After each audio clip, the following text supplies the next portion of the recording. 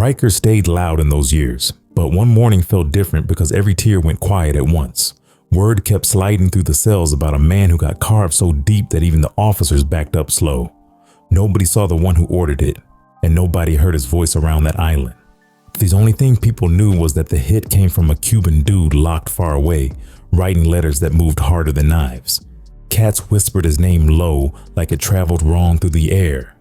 They said the man pulling strings never touched a yard in years. Nobody understood how he did it, but everybody knew who he was talking about. He came into this world in Havana during 1962 when Cuba stayed heavy with pressure and the streets pushed young kids to survive early. His family dealt with poverty that pressed them every day, and he learned toughness faster than most boys his age. His neighborhood shaped him before he even understood what danger really was, and those concrete blocks taught him lessons schools never could. People who knew him back then said he watched everything closely and moved quietly through problems that would freeze other kids. Hard moments built him, and he grew into a young man who answered trouble instead of avoiding it. Life changed completely during the 1980 Mariel boat lift, when thousands of Cubans rushed toward the United States searching for something better. That wave pulled him into a journey he never controlled, and he landed in America with nothing stable around him. The country felt foreign to him, and the streets moved differently than anything he had seen before. He carried no real support, and he had no community that guided him during those early years. Every day felt like starting from zero, and he had to figure out survival in a world that offered him almost nothing. He eventually ended up in Chicago, where the Latino neighborhoods were already tense during that era. The mid-'80s streets pushed him straight into fights that came from misunderstandings or pride that turned violent quickly. He bumped into people who did not care about his background, and he clashed with other Latinos who felt threatened by newcomers. Those blocks kept testing him with petty crimes that escalated whenever he pushed back against the wrong crowd. He picked up cases early, and each arrest showed him how fast the system swallowed young men who moved without guidance. His name entered police paperwork after an incident in 1981 that tied him to a murder that changed the direction of his entire life. The case brought him into the prison system before he understood how real consequences moved in this country. He stepped into those cells as a nobody who barely spoke the language and had no support from the outside. Prison forced him to pay attention quickly because the tiers separated men who moved carefully from those who trusted the wrong people. He learned that every conversation mattered and every alliance carried risk or reward, depending on who stood beside you. Slowly, he noticed how Latino inmates lacked unity inside those walls because everyone followed their own survival path. He watched other groups operate with structure, and he understood how fear and loyalty shaped their strength. Those ideas stuck in his mind because he knew scattered men would always lose against organized crews. The early seeds of the Latin King identity grew there as he studied how discipline could build power among people who felt overlooked. Prison hardened him while showing him how influence worked in places where violence settled disputes quicker than words. Those lessons formed the foundation of thoughts that shaped the man he later became. He left Chicago after problems that built from police pressure and street conflicts with rival Latino crews. His name had started circling around Humboldt Park blocks because officers connected him to fights that left people bleeding. Some Chicago Latinos viewed him as a threat because he moved differently and refused to follow their rules. Those tensions pushed him toward constant danger that followed him everywhere through those neighborhoods. He decided leaving was his only chance because staying meant catching another case or catching a bullet. He moved out fast because he understood how Chicago heat could swallow anyone quickly. He traveled without a plan because he wanted distance from situations that felt too unstable. That choice sent him toward New York, where jail trouble eventually found him again. New York during that era stayed overcrowded because the mid-'80s crime wave clogged every courtroom across the city. Rikers Island rotated bodies daily because the city struggled controlling heavy arrest numbers. New York jails held people from Brooklyn, Queens, Harlem, and the Bronx inside cramped units that smelled like steel and sweat. Correction officers worked double shifts because violence kept breaking out inside dorms stuffed beyond capacity.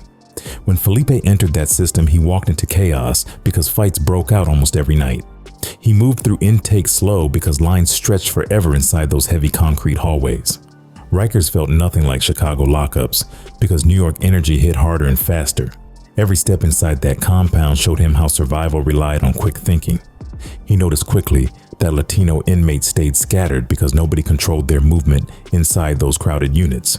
Dominicans moved one way, Puerto Ricans moved another way, and Mexicans usually kept to themselves. Many of them fought individually because nobody built structure strong enough to protect everyone. Older black and white groups operated smoother because their sets developed order long before the mid-80s wave. The Aryan Brotherhood held their people down tightly because they believed in strict discipline.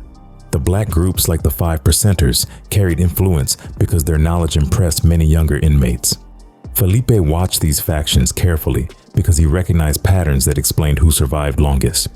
Latino inmates respected him quietly because he carried himself with confidence inside dangerous spaces. Older convicts paid attention to his calm movements because he never wasted words or energy. They noticed how he remembered details easily because his eyes studied everything happening around him. He organized his bunk space neatly because discipline felt natural to him after years of pressure. Officers noticed his quiet focus because he never acted reckless or emotional inside tense moments. Inmates respected how he handled confrontations because he responded firmly without wild outbursts. Some older Puerto Rican inmates approached him because they felt his presence carried authority. They saw something serious in him because he walked different from many unstable newcomers. Over time, he stepped into leadership naturally because people trusted his judgment during problems. His name started evolving inside those tiers because inmates whispered stories about his cold attitude. Someone called him Blood one day because they said he never hesitated during violent moments. Another inmate joked that he made decisions like he controlled people's bloodline. The nickname King Blood started forming slowly because people felt he carried royal authority.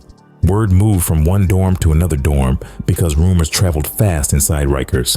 That name stuck because inmates respected the energy behind his decisions during heated situations. The outside world had no clue about him because his reputation grew only through jailhouse talk. Inside those walls, his new identity spread faster than officers could track movements. He built an early philosophy that guided how he dealt with problems inside violent environments. He believed fear kept order because people followed rules when consequences felt too heavy.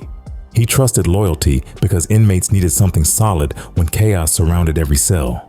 He valued silence because information changed fast when too many mouths spoke without caution. His ideas shaped how he connected with younger Latinos who felt lost inside New York jails. He explained that unity mattered because without unity, people became easy targets for stronger groups. His words impressed inmates because he sounded more strategic than most men trapped behind bars. That early foundation helped him gather respect from individuals who usually trusted nobody. Rikers' tension created racial pressure because different groups fought for phone access and housing control.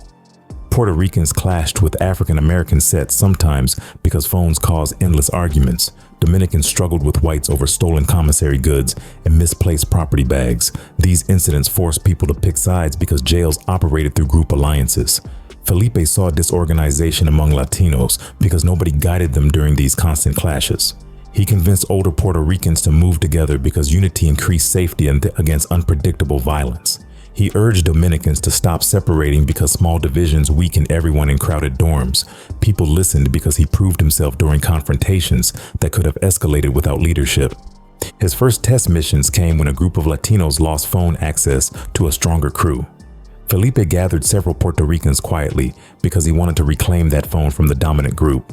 He approached the conflict slowly because he wanted to avoid unnecessary bloodshed during tense moments. His crew followed his instructions because they respected his ability to control dangerous situations. They surrounded the phone area confidently because Felipe guided their movements carefully through the dorm. The opposing group backed down because they sensed Felipe would not tolerate disrespect from anyone. That moment established his authority because Latinos realized he could protect their interests under pressure. Officers noted the shift because the dorm grew noticeably quieter after Felipe secured phone access. That victory confirmed his influence because inmates finally felt represented inside a chaotic jail system.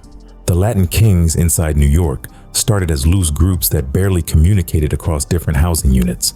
Many Puerto Rican inmates from the Bronx stayed separated from Dominicans coming out of Washington Heights blocks. Some Chicago transplants staying in New York lockups carried older ideas but struggled gaining structure inside Rikers. Felipe watched all this movement quietly because he understood scattered people rarely held real power. He believed organization changed everything because groups with clear direction controlled how violence moved through units. Slowly, he pushed different Latino cliques toward one central structure that could survive inside chaotic environments. Older inmates respected how he explained unity because his words came with real conviction. Younger inmates followed him because he showed consistency through every argument and confrontation. He began shaping a blueprint after noticing how unorganized Latinos suffered during daily jail politics. One night, he grabbed toilet paper and a dull pencil because officers denied him notebook paper again. He wrote the earliest draft of a manifesto that mapped rules for loyalty and respect. Those pages included codes that explained how members should behave during fights or disputes. He wrote oaths that described commitment because he wanted discipline that did not fall apart. His handwriting looked rough because conditions were harsh, but the message carried sharp intention.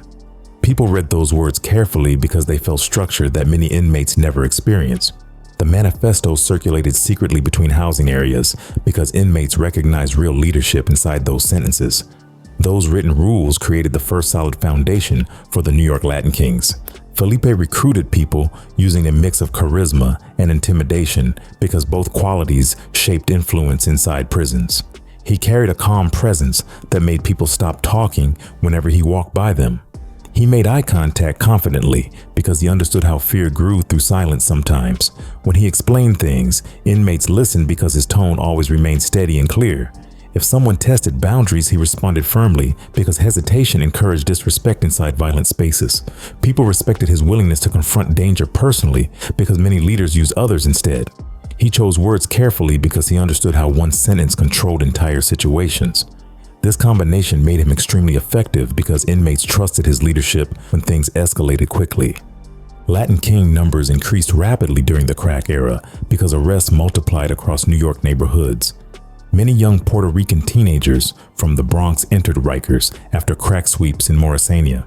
Some Dominican teenagers from Inwood arrived after drug raids across Broadway and Dyckman blocks. These newcomers entered jail without guidance and often fell victim to stronger jail factions. Felipe used this wave to strengthen his organization because scared youths needed direction immediately. He offered protection inside dorms because that protection came with rules that created stability. New members learned structure through daily routines because discipline became normal inside their groups. The Latin Kings gained influence quickly because their people moved with purpose wherever conflict started. Jail staff noticed the steady growth because new members appeared in multiple units simultaneously.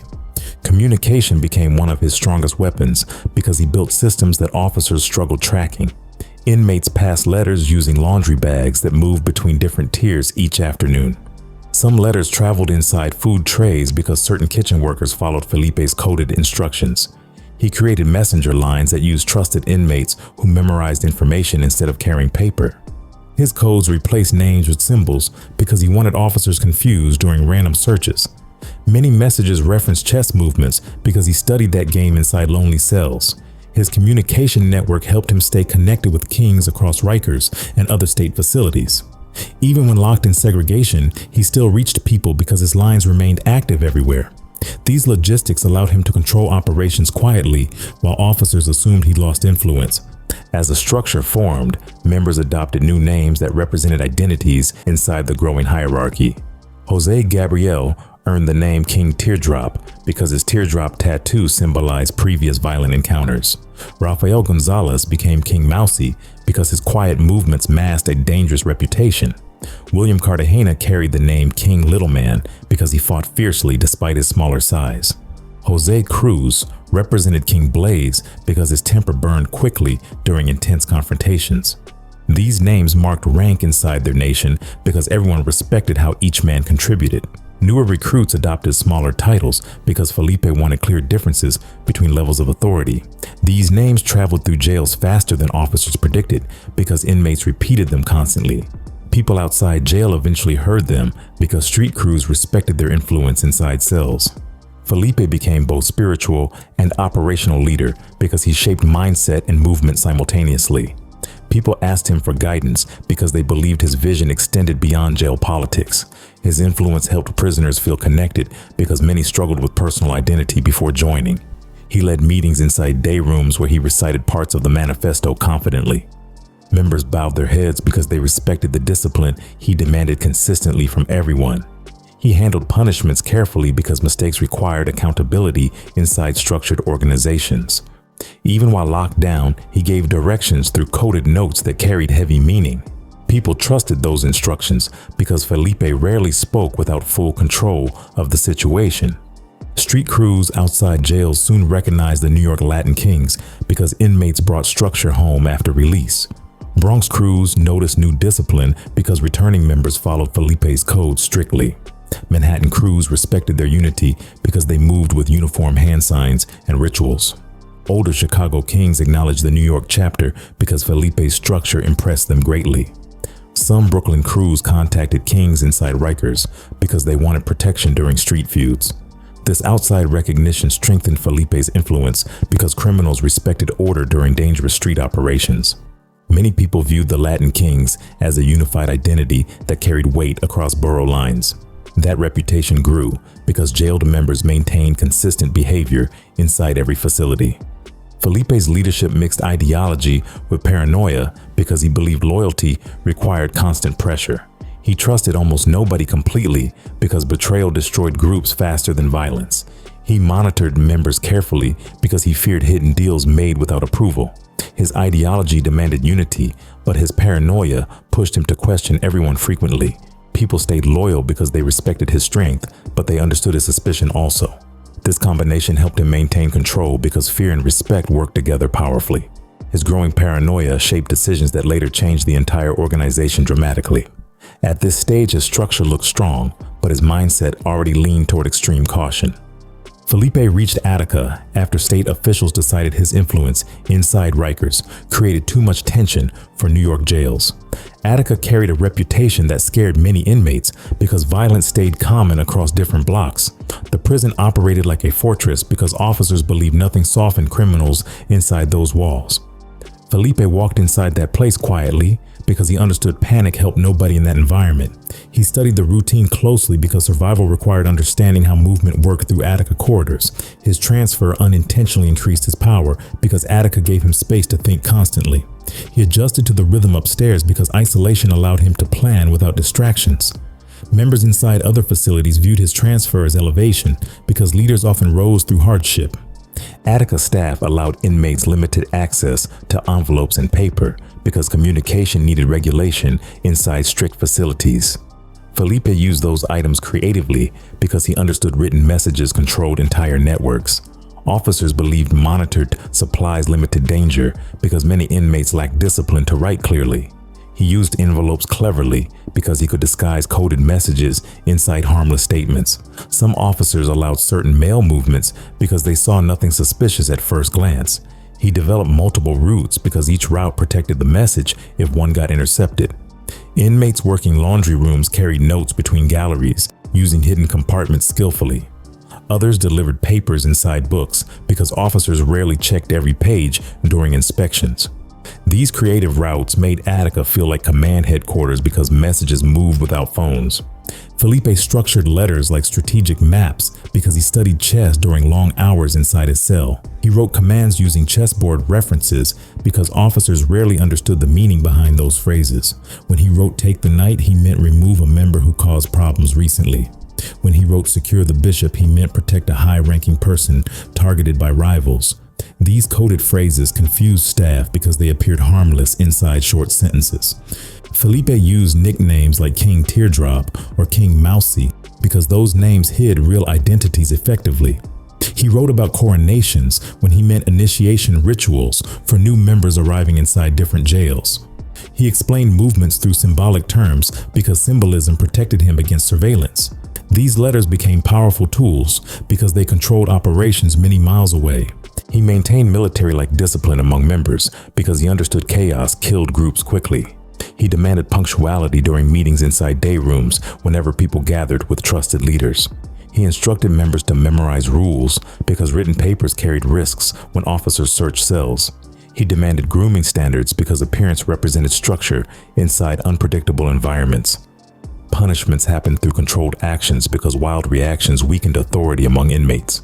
Members respected drills because drills prepared them for moments when violence broke unexpectedly. Felipe believed discipline created loyalty because organized groups survived inside hostile jails. People followed his expectations because he proved strength repeatedly through calculated decisions. His structure reminded many inmates of older Chicago kings because they valued order deeply. Many letters later surfaced inside courtrooms because officers eventually intercepted dozens of Felipe's coded notes. Prosecutors read these letters carefully because they revealed the mindset behind Latin King operations. One letter described transforming pawns into soldiers, which meant preparing new recruits for assignments. Another letter mentioned cleaning the board, which prosecutors connected to violent acts against suspected traitors. Investigators studied handwriting because they needed confirmation that Felipe authored every page discovered. Some pages contained strict rules explaining expectations for leaders inside different New York boroughs. Other pages explained disciplinary actions for those who ignored his instructions regarding loyalty. These letters became crucial evidence because they outlined how crimes occurred through written communication. Officers realized Felipe controlled operations completely because the letters gave exact direction every time. Felipe developed an obsession with betrayal because he believed traitors destroyed strong nations from inside.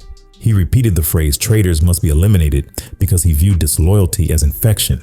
Members noticed his seriousness because he questioned people closely whenever suspicious behavior surfaced. He believed information leaks came from people who doubted him during important decisions. His suspicion grew stronger whenever fights broke out suddenly without clear explanation. People feared disappointing him because disappointment usually resulted in punishments that left marks. His paranoia increased slowly because growing influence brought pressure that multiplied daily. Members learned quickly that questioning orders invited danger because his trust already remained fragile. This obsession created intense fear inside the organization because nobody felt fully safe. He kept hierarchy active across cities without phones because his letter system extended far beyond Attica walls. Leaders in Rikers received instructions through coded mail that traveled between state facilities. Kings in Sing Sing heard from him through several inmates who memorized long paragraphs carefully. Brooklyn sets learned new directives because released inmates brought updated rules onto the streets. Bronx crews followed new rituals because Felipe demanded uniformity no matter where members lived. His structure reached Manhattan jails because trusted couriers transported instructions during transfers. Queens members adjusted their routines because Felipe wanted unified behavior across all boroughs. His network functioned like a nation because every leader consulted his words before acting. He shaped distant operations without leaving his cell because communication never stopped moving. These Attica years planted early seeds for the brutal internal killings that erupted during 1993 and 1994. His paranoia grew because he believed rivals inside his own ranks plotted silently. His letters reflected increasing tension because instructions became sharper and harsher over time. Members felt pressure because expectations increased whenever Felipe sensed hidden disloyalty. Leaders like King Teardrop noticed his tone shift because commands became colder than before. These early signs hinted at violence because Felipe believed purging weakness strengthened the organization. People close to him recognized danger forming because he wrote constantly about loyalty violations. His influence remained powerful because nobody challenged his authority during those early warnings. What started as caution soon moved toward deadly decisions that reshaped the Latin Kings forever. Tension started building between Felipe and Rafael Gonzalez because jail politics rarely stayed peaceful forever. Rafael carried the name King Mousy inside Latin King circles because he moved quietly with serious influence. Rumors traveled through different units saying Mousy kept money that belonged to the organization. Some people whispered that he made outside deals with Bronx crews without telling Felipe anything important. Other inmates claimed he ignored certain rules because he believed his rank protected him completely. Felipe listened to these reports carefully because disrespect felt deadly in a structure built on loyalty. Every new rumor irritated him because he believed control depended on obedience from trusted members. Mousy's growing independence bothered him because leaders viewed freedom as early signs of betrayal. Felipe eventually decided Mousy created danger because danger usually formed when leaders acted without permission. He chose William Cartagena for the mission because Cartagena carried the respected name King Little Man. Cartagena worked closely with high-ranking members because he followed orders carefully during previous conflicts. Felipe told him to remove Mousy because he believed Mousy posed a threat to order. Cartagena accepted the assignment because refusing missions inside strict hierarchies created major consequences. The plan required precision because Mousy stayed alert around people he did not fully trust. Cartagena moved toward the mission with confidence because he thought loyalty protected him absolutely. The operation failed entirely because Mousy survived the attempt with his reputation strengthened. That failure embarrassed Felipe because leaders hated mistakes that signaled weakness inside prison groups. He began questioning Cartagena's loyalty because mistakes often appeared as quiet rebellion inside tight systems. His paranoia intensified because he imagined Cartagena hiding information from him during dangerous missions. Members noticed a shift because Felipe started speaking harshly about Cartagena's recent behavior. He believed Cartagena lacked discipline because discipline prevented betrayal from growing inside organizations. Felipe decided Cartagena needed punishment because punishment reinforced control across every rank. His suspicion grew until he trusted nothing Cartagena said about the failed attack. The atmosphere changed sharply because everyone felt uncertain about who Felipe trusted anymore. Felipe contacted Jose Gabriel for the next step because Teardrop followed high-stakes instructions without hesitation. King Teardrop held serious weight inside the Kings because people feared his calm brutality.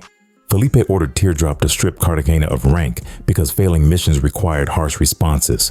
Removing rank meant taking away power because powerless members lost protection inside violent prisons. Teardrop approached the situation carefully because Cartagena still held respect among certain members.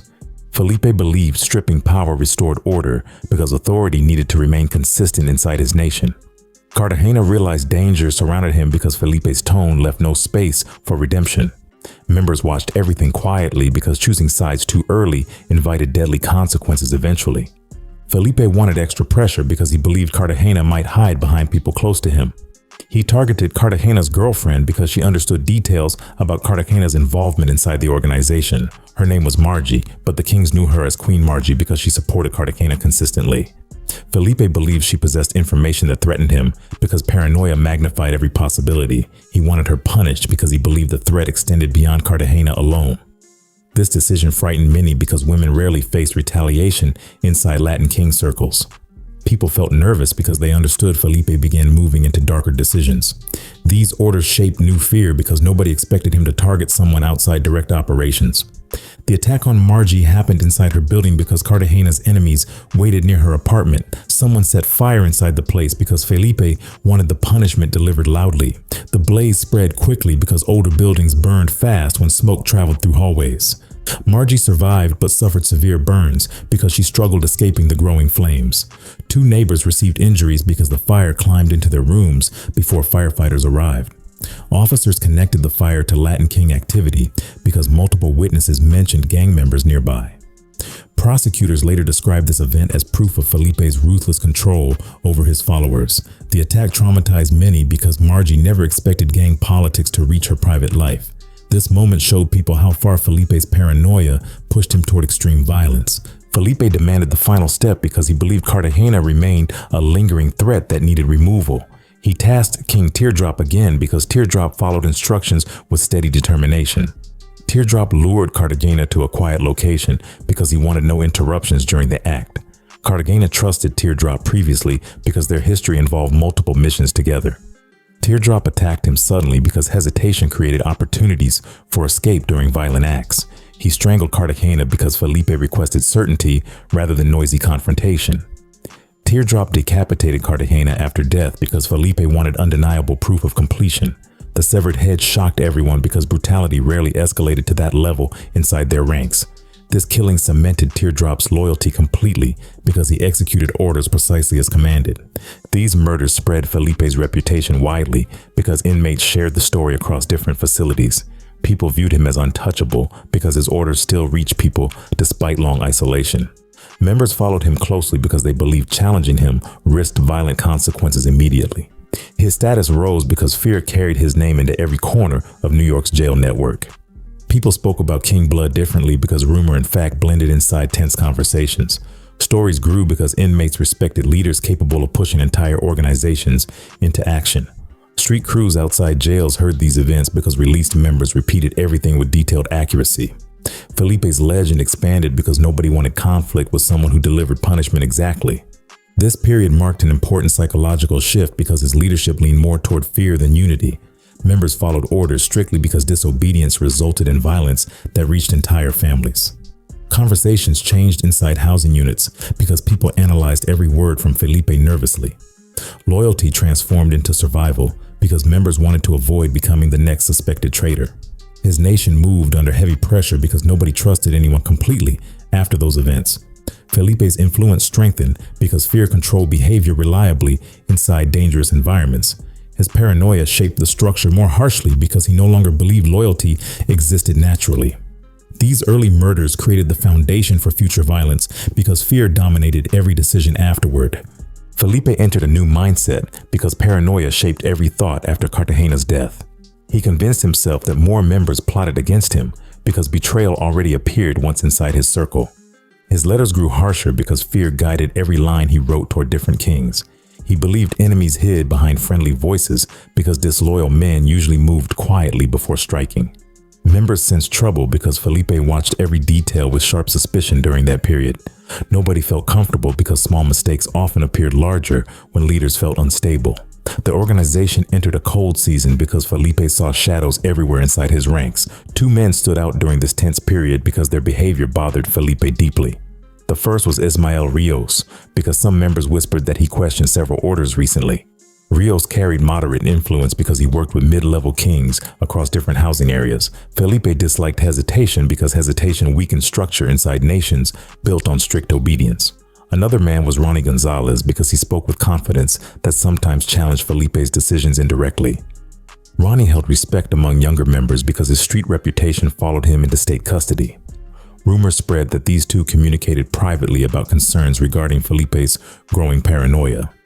Felipe interpreted those conversations as early signs of conspiracy because fear distorted his judgment completely. These suspicions placed Rios and Gonzalez on a dangerous path because Felipe trusted very little that year. Felipe wrote letters addressing the situation because he preferred communication through coded instructions when dealing with traitors. One letter stated remove both branches because prosecutors later interpreted branches as leadership positions. Another letter said cleanse the circle because he believed removing weak links preserved structure. These messages traveled through mail routes that spread his orders fast across different jails. People who received the instructions understood consequences because Felipe used similar language before Cartagena's death. Some questioned these letters quietly because they doubted whether Rios and Gonzalez truly betrayed anyone. Nobody expressed concern publicly because challenging Felipe's letters meant risking punishment instantly. His commands left no room for debate because his authority remained absolute during this violent season. King Teardrop received the assignment because Felipe trusted him completely after previous missions. Teardrop understood that hesitation invited danger because Felipe demanded precision during violent tasks. He prepared carefully because Rios and Gonzalez both watched their surroundings after rumors reached them. Teardrop confronted Rios first during a moment when security seemed relaxed inside their unit. The attack happened quickly because Teardrop moved with practiced efficiency against unprepared targets. Rios collapsed after the assault because he lacked chance to defend himself properly. Rumors spread instantly because inmates recognized the method used in previous killings. Officers discovered the scene soon because noise alerted staff near the housing area. That same week, Teardrop located Ronnie Gonzalez because Gonzalez became next on Felipe's list. He attacked him decisively because Felipe wanted both targets gone before doubt spread further. These killings shook multiple facilities because news traveled faster than officers could contain movement. Brink's crews heard about Rios immediately because he knew several members before jail. Harlem crews reacted strongly because Ronnie had connections across different neighborhoods long before joining the Kings. Street soldiers outside facilities heard disturbing details because recently released inmates shared information rapidly. The killings pressured outside ranks because people feared involvement in situations they barely understood. Some independent Latino groups reconsidered alliances because Felipe's behavior appeared unpredictable. The violence reached different boroughs because people discussed Felipe's extreme decisions with caution. These murders carried weight because they revealed how far Felipe moved into paranoia and fear. Felipe expanded his suspicions afterward because he believed traitors rarely acted alone during conspiracies. He began creating a kill list because he believed multiple members plotted against him secretly. Prosecutors later confirmed the list held at least 6 names because several letters referenced them. Some targets never learned they appeared on the list because Felipe kept details limited to trusted members. People heard rumors about potential targets because whispers spread faster than written notes. These whispers frightened many because nobody understood how the names were chosen. Some feared accidental mistakes placed them under suspicion because Felipe trusted his gut more than evidence.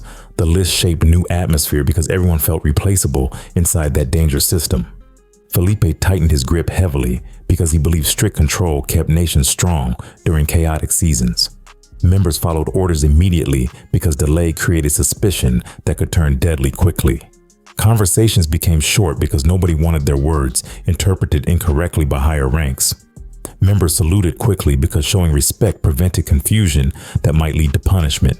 Leaders enforced codes harder because they feared punishment if Felipe believed they lacked discipline. Daily routines grew tense because everyone worried Felipe would send new letters demanding further action. People accepted extreme control because they believed survival depended on obedience without hesitation. Felipe viewed this strict order as necessary because he believed discipline preserved the nation entirely. Members feared misinterpreting his words because one wrong assumption could lead to accusations.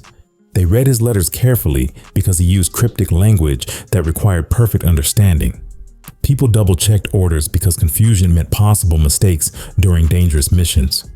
Conversations about Felipe's mood circulated inside housing units because emotions influenced decisions heavily. Members avoided discussing personal doubts because Felipe could interpret concerns as hidden disrespect.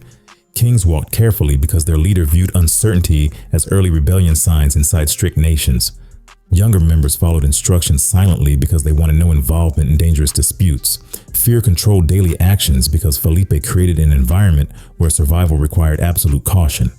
This winter period marked a dark transition because the organization operated entirely under pressure. The killings established that Felipe punished suspicion as seriously as proven betrayal.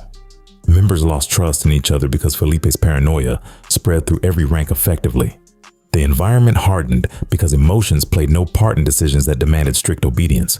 Felipe's leadership reached a new level because fear extended his control farther than unity did previously. These deaths finalized his transformation because he embraced violent measures whenever doubts appeared. This chilling season set the stage for even greater conflict because Felipe's mind moved deeper into suspicion. The structure survived, but the atmosphere changed because violence shaped every thought moving forward.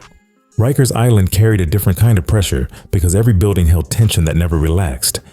People walked those crowded tiers slowly because one wrong stare sparked instant trouble inside the dorms. Officers controlled movement loudly because they wanted inmates scared enough to follow every order. The phones stayed hot all day because everyone fought for minutes that connected them to outside life. Rikers smelled like fear and sweat because too many bodies squeezed inside narrow spaces constantly. Old-timers taught newcomers rules fast because Rikers punished slow learners without mercy daily. Violence jumped off easily because rival groups tested each other through small gestures that grew dangerous. People talked through cell bars because face-to-face meetings created risks nobody enjoyed during chaotic moments. Latin Kings held rank inside several units because their numbers grew strong during the mid-80s wave. They controlled phones in certain dorms because phone access represented power inside prison culture. They gathered in tight circles because unity protected them from random attacks by aggressive inmates. They followed structure because Felipe demanded discipline from everyone connected to the organization. Even far away in Attica, his influence traveled through coded messages and spoken instructions. Members inside Rikers respected his name because they believed his decisions shaped their safety. That respect lasted until a new problem appeared in the form of Pedro Rosario. People called him Pete Rock because he swung blades with explosive unpredictability across different blocks. Pete Rock stayed wild inside Rikers because he did not fear organizational backlash from anyone. He slashed a Latin king in C95 because he believed nobody would retaliate fast enough. He cut another king in C74 because rumors claimed previous disputes offended him heavily. These attacks created serious tension because Latin King members believed Pete Rock targeted them deliberately. Word spread across different dorms because inmates repeated stories about his reckless behavior quickly. Members realized they risked more injuries because Pete Rock moved with no hesitation during violence. Older kings alerted leaders because they worried his attacks could inspire other reckless inmates. Every rumor grew louder because Rikers circulated information faster than officers could silence conversations. The news reached Felipe inside Attica because his mail routes stayed active despite heavy monitoring. He read descriptions of Pete Rock's actions because messengers detailed every incident clearly for him. He saw the attacks as disrespect because he believed nobody should harm a king without heavy consequences. His letters sharpened because he knew fear protected structure inside chaotic environments. Felipe decided Pete Rock must be removed because allowing him to continue weakened their authority. He wrote a message giving the green light because he wanted a swift response from members. That order moved through trusted hands because his coded communication traveled smoothly across different facilities. The order reached Rikers quietly because inmates respected the seriousness behind Felipe's instructions. The ambush happened inside a crowded area because movement created opportunities for surprise attacks. Several Latin kings cornered Pete Rock during a moment when officers were distracted by another dispute. They cut him repeatedly because Felipe demanded complete retaliation for every disrespectful action. Pete Rock suffered dozens of slashes because the attackers moved quickly with practiced precision. One of the attackers carved LK into his skin because they wanted a clear message left behind. Blood spread across the floor because the attack lasted long enough to shock nearby inmates. People watched silently because intervening meant stepping into a conflict beyond their control. Officers rushed in late because commotion confused them during the early seconds of the assault. Jose Cruz carried the name King Blaze because he held serious influence inside Rikers. Blaze worried about consequences because the attack brought heavy attention from correction officers. He believed another attempt could lock down several housing units for weeks. Blaze tried calling off the mission because he did not want heat endangering every king inside Rikers. Some members supported him quietly because fear of punishment increased after recent Rikers violence. Blaze wrote toward Felipe explaining why stopping further action protected their stability. His message traveled through mail routes because he needed approval from the leader overseeing everything. Blaze believed Felipe would consider the pressure Rikers faced after such a large incident. Felipe refused to stop because he believed unfinished business encouraged disrespect inside any prison setting. He sent another message stating he must be terminated because his tone demanded total completion. The letter traveled securely because couriers treated this communication with extreme caution. Members read the message seriously because Felipe rarely repeated orders unless consequences mattered greatly. Blaze understood the decision clearly because Felipe's words left no opportunity for negotiation. The kings resumed effort because they feared disappointing a leader known for punishing hesitation.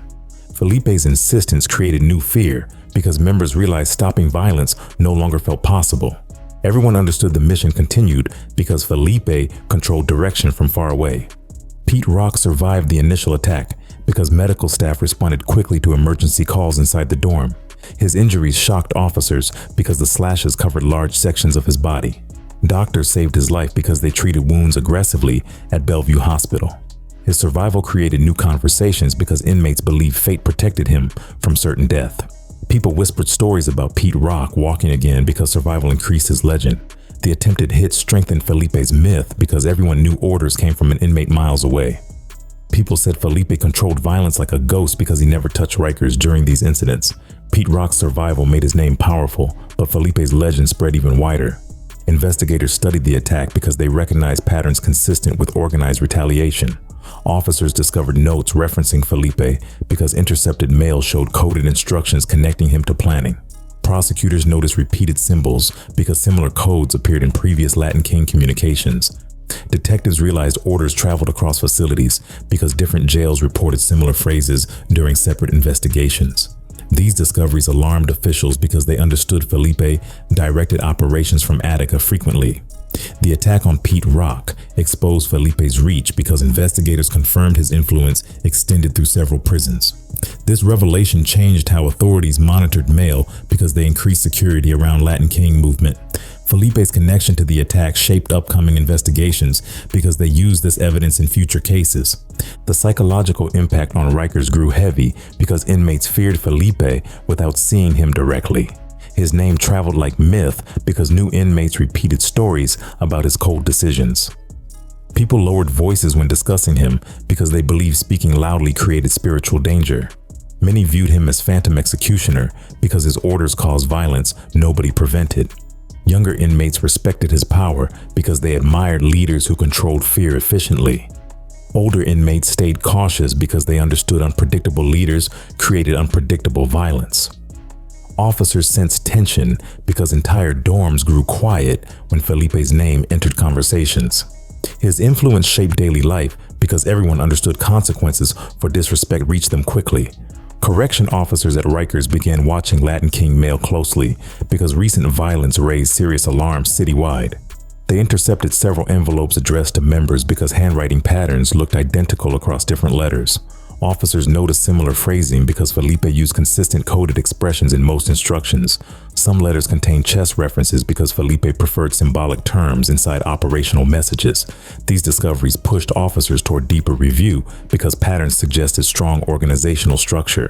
They alerted supervisors quickly because written communication influenced multiple violent events recently. Each intercepted letter convinced them Felipe controlled operations far beyond Attica walls. Federal agents entered the picture because state officials believed larger conspiracy existed behind these attacks. Agents collected every intercepted note because they wanted to map network activity precisely. They used analysts trained in coded communication because Felipe's letters contained layered meanings. Agents charted connections between nicknames, dates, and references because patterns revealed leadership structure. They used timeline charts because they needed to match letters with violent incidents accurately. Some codes appeared repeatedly because Felipe used predictable language for certain assignments. Analysts connected these codes with confirmed attacks because timestamps matched movements across several jails. The network took shape clearly because letters revealed influence stretching across multiple state facilities. Investigators approached people close to Cartagena because they believed emotional pressure could flip potential witnesses. Margie suffered severe burns from the fire because the attack nearly consumed her building. She struggled physically because injuries created pain that lasted long after treatment. Investigators met her during recovery because they believed she feared further retaliation strongly. She provided key information because she understood Felipe's instructions affected several violent events. Margie revealed conversations Cartagena shared because he trusted her with details regarding King operations. Her statements helped investigators understand communication chains because she described names mentioned during planning. Queen Margie became valuable witness because her testimony linked Felipe to earlier conspiracies. Evidence grew heavier because investigators collected material from several crime scenes connected to Latin kings. Forensic teams found matching patterns because similar weapons appeared across different murders. They studied autopsy reports because wounds matched descriptions inside coded letters. Investigators matched dates of attacks with letters Felipe mailed during those periods. They reviewed housing logs because movements of certain kings aligned with violent events. They collected testimony from lower-ranking members because fear encouraged cooperation after multiple killings. Some inmates described meetings where letters circulated because they remembered specific instructions clearly. Evidence like this gave prosecutors confidence because nothing looked accidental across separate incidents. Prosecutors recognized strong pattern because every major Latin king killing connected to Felipe's communication. They reviewed murder of Ismael Rios because letters mentioned removing troublesome branches previously. They linked death of Ronnie Gonzalez because coded instructions preceded his killing by days. They connected Cartagena's execution because Felipe demanded action after failed hit on King Mousy. They used descriptions of house fire targeting Margie because letters referenced cleansing threats previously. Each event strengthened argument that Felipe controlled operations through long-distance commands. Prosecutors prepared charts showing how Felipe operated because they wanted jury understanding complete structure. The pattern remained consistent because Felipe's influence shaped every confirmed violent incident. The Rikers episode involving Pete Rock became turning point because investigators connected this to interstate conspiracy. They matched Felipe's letters referencing termination with violent attack inside Rikers' dorm. They noted how letter traveled from Attica to New York because communication routes created strong evidence. They realized Felipe influenced violence without physical presence because he used coded instructions effectively. Prosecutors called this interstate conspiracy because orders traveled between state facilities across several counties. They used this incident to support federal involvement because Rikers' violence crossed jurisdiction boundaries. This case legitimized the argument that Felipe ran criminal enterprise across multiple locations. Federal prosecutors gained authority because interstate movement allowed stronger charges structurally. A 68-count indictment came together because prosecutors gathered evidence covering murders, conspiracies, and assaults. Charges included racketeering because Felipe operated like leader of criminal organization. They added murder conspiracy charges because letters explained intent behind multiple killings. They added attempted murder charges because Pete Rock survived attack meant to end his life. They included arson charges because investigators connected house fire targeting Margie to Latin King orders. They added assault charges because multiple victims suffered serious injuries during violent events. This indictment became major document because it outlined the entire structure of Felipe's operation. Prosecutors prepared heavy case because they wanted example made from strongest evidence available. Authorities removed Felipe from state custody because he posed major threat inside New York system. They transferred him to federal authority because federal prisons offered tighter monitoring and isolation. Officials believe state system failed because Felipe communicated despite heavy restrictions previously. They placed him under stricter surveillance because letters caused multiple deaths across several jails. Felipe arrived at federal facility quietly because movement required heavy security through transport vehicles. Members inside different jails learned about transfer because news spread instantly across communication chains. His move marked shift in investigation because federal government controlled next stage entirely. Felipe faced new reality because federal charges carried harsher consequences than state convictions normally carried. The trial opened in 1996 inside a Manhattan federal courtroom filled with reporters, officers, and quiet Latin King supporters. Cameras waited outside because the case involved one of the most feared figures in New York prisons. Felipe entered with chains around his wrists because security considered him extremely dangerous during transport.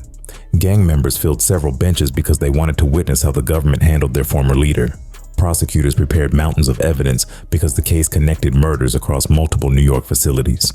The atmosphere felt heavy because everyone understood the trial decided fate of a man who controlled violence from isolation. Prosecutors began reading Felipe's intercepted letters because those notes form backbone of entire case. They read exact words he used when demanding King Mousy be removed violently. They read instructions telling members to finish Cartagena because failed missions offended leadership deeply. They read phrases urging traitors be eliminated because Felipe valued obedience above everything else. They described how coded chess references matched real attacks because investigators decoded instructions carefully. Every letter gave jurors insight into the mind that controlled Latin King operations for years. Felipe listened without expression because he believed his words would be misunderstood intentionally by government. His silence added tension because he spoke rarely during the entire proceeding. Jurors heard every story connected to earlier killings because prosecutors wanted clear sequence linking Felipe to violence. They heard about Mousy's conflict because conspiracy started long before investigators discovered coded messages. They listened to details about Cartagena's death because decapitation shocked entire jail system instantly. They heard Margie's account because her burns connected arson attack directly to organized retaliation. They learned how Rios and Gonzalez died because Felipe suspected betrayal during winter of increased paranoia. They heard explanation of Pete Rock incident because that attack revealed Felipe's reach inside Rikers. Every name carried weight because each victim connected to long-distance orders coming from Attica. Jurors realized pattern quickly because evidence mapped identical structure across different violent episodes. Former Latin kings testified because prosecutors needed voices from inside organization to explain chain of command. Some witnesses described meetings where letters circulated because trusted members handled messages secretly. Others described fear circulating through ranks because Felipe punished hesitation harshly whenever problems appeared. Several explained rituals Felipe designed because structure held organization together across state facilities. One described how Felipe demanded loyalty because he controlled people through charisma and intimidation. Another explained how silence protected everyone because talking freely risked punishment or death. Their testimonies revealed deeply structured system because Felipe built organization capable of operating across jails. These witnesses appeared nervous because they testified against someone they once called leader. Emotions shifted constantly inside courtroom because supporters reacted strongly during different moments. Some supporters stared at prosecutors angrily because they believed evidence exaggerated Felipe's influence. Others remained silent because fear lingered despite Felipe being locked far from New York prisons. Family members of victims cried because details described brutal deaths tied to gang orders. Some former kings looked down because they felt ashamed of past involvement with organization. Felipe remained still because he preferred silence during moments of heavy testimony. Reporters captured every expression because reactions from crowd added weight to ongoing trial. The emotional tension filled courtroom because multiple lives changed forever due to violent decisions. The 5-week trial moved slowly because prosecutors unfolded events carefully like drawn-out crime saga. They showed diagrams connecting letters to dates because patterns confirmed specific planning behind killings. They presented weapons used in certain attacks because forensic evidence linked them to Latin King members. They displayed photos from Rikers because injuries from Pete Rock assault shocked entire jury. Defense attorneys argued Felipe exaggerated influence because prison culture created stories around powerful reputations. They claimed others misinterpreted letters because coded phrases lacked clarity without full context. Prosecutors dismissed these claims because evidence lined up perfectly with every violent incident. The trial turned into detailed reconstruction because each day added new layer to Felipe's influence. The verdict arrived with heavy silence because everyone understood potential consequences resting on jury decision. Jurors found Luis Felipe guilty on all 18 federal racketeering counts because evidence left no space for doubt. They concluded he operated criminal enterprise because his letters directed operations across New York facilities. They held him responsible for murders because coded messages matched violent outcomes consistently. They accepted prosecutors' argument that Felipe used intimidation and structure to control nationwide gang chapter. Felipe showed little emotion because he expected harsh judgment from government pursuing longest sentence possible. Supporters reacted quietly because conviction confirmed power of evidence collected across several years. His guilt marked end of chapter because trial exposed everything behind Latin King operations. Judge John S. Martin looked directly at Felipe during sentencing because the court wanted no confusion about the weight of his words. The judge declared Felipe beyond rehabilitation because evidence showed he directed killings despite heavy restrictions. Those words carried force because they came from a federal judge who reviewed every violent detail carefully. Felipe listened quietly because he rarely reacted publicly during legal proceedings. His expression stayed still because long trials conditioned him to hold emotion inside tightly. The judge delivered life plus 45 years because prosecutors proved Felipe controlled a criminal enterprise through written orders. The sentence reflected federal belief that he remained dangerous regardless of location or supervision level. The courtroom listened closely because everyone understood this punishment ended Felipe's presence inside regular prisons forever. His sentence placed him among the most restricted inmates ever housed within federal systems. Officers prepared for transport carefully because they expected supporters to react strongly during removal process. The restrictions imposed afterward were extreme because federal officials wanted complete isolation for the rest of his life. He lost access to mail because investigators believed letters allowed him to coordinate killings previously. He could not use phones because officials feared coded conversations with outside members. He could not receive visits except from his attorney because contact increased risk of new communication routes forming. These restrictions created silent existence because federal rules controlled every minute of his daily routine. Felipe entered a reality where interaction nearly disappeared because government viewed him as major threat. As officers escorted him out, several inmates raised hands to form the Amor de Rey sign because they wanted him to see loyalty one last time. Some members whispered short phrases because speaking loudly created tension inside heavily guarded courtroom hallways.